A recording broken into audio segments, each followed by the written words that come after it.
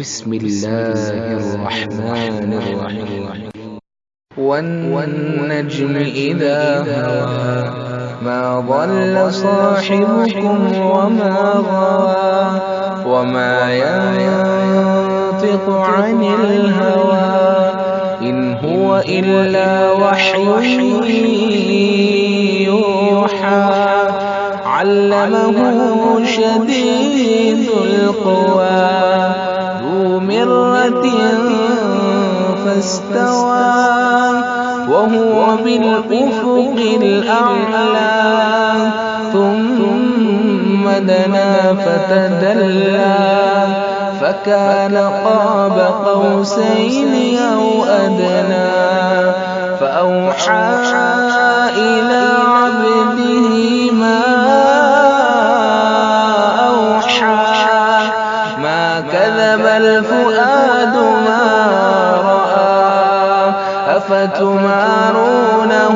على ما يرى ولقد رآه نزلة أخرى عند سدرة المنتهى عندها جنة المأوى إذ يغشى السدرة ما يغشى ما زاغ البصر وما طغى لقد رأى من آيات ربه الكبرى أفرأيتم اللات والعزى ومناة الثالثة الأخرى ألكم الذكر وله الأنثى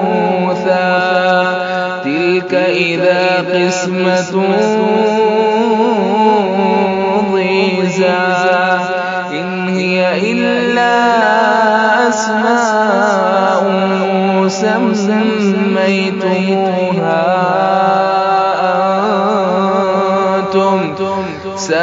سميتموها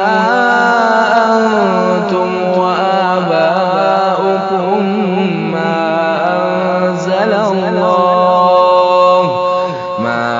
أنزل الله بها من سلطان إن يتبعون إلا الظن وما تهوى الأنفس ولقد جاءهم من ربهم الهدى أم للإنسان ما تمنى فلله الآخرة والأولى وكم من ملك في السماوات لا تغني شفاعتهم شيئا إلا من بعد أن يأذن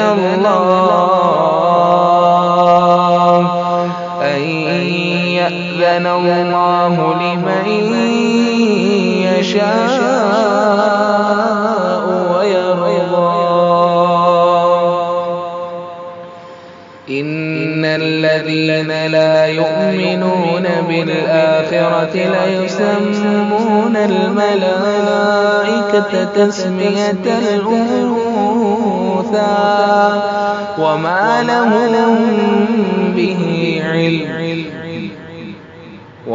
لهم به من علم إن يتبعون إلا الظن وإن الظن لا يغني من الحق شيئا فأعرض عن من تولى عن ذكرنا ولم يرد إلا الحياة الدنيا ذلك مبلغهم من العلم إن ربك هو أعلم بمن ضل عن سبيله وهو أعلم بمن اهتدى ولله ما في السماوات وما في الأرض ليجزي الذين أساءوا بما عملوا ويجزي الذين أحسنوا بالحسنى الذين يجتنبون كبائر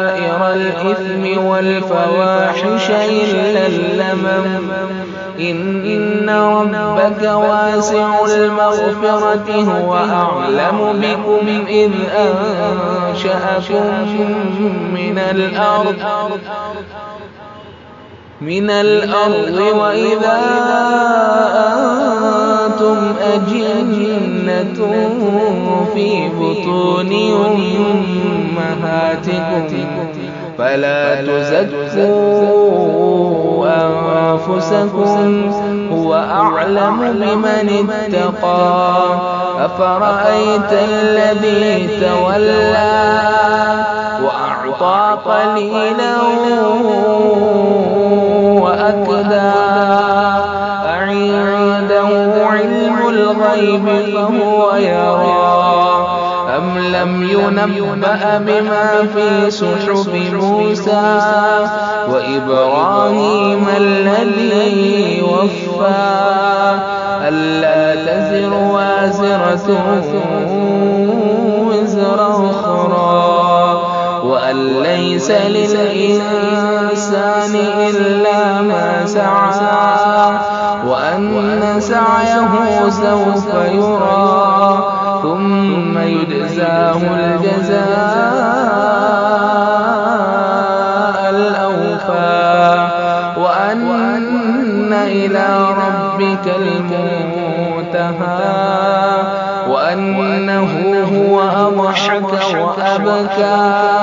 وأنه هو أمات وأحيا وأنه خلق الزوجين الذكر والأنثى من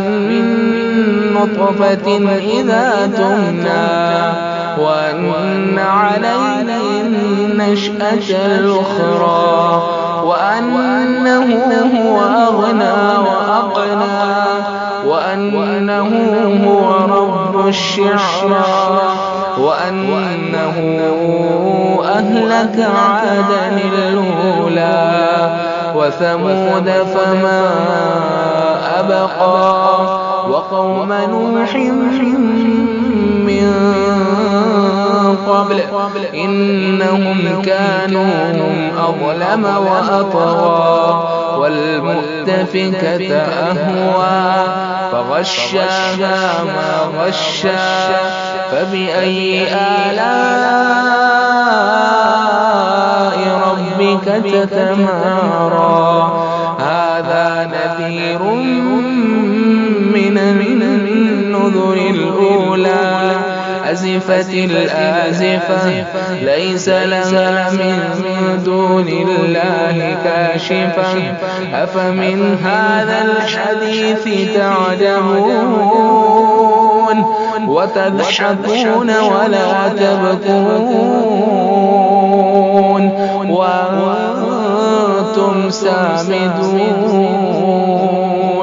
فاسجدوا لله واعبدوا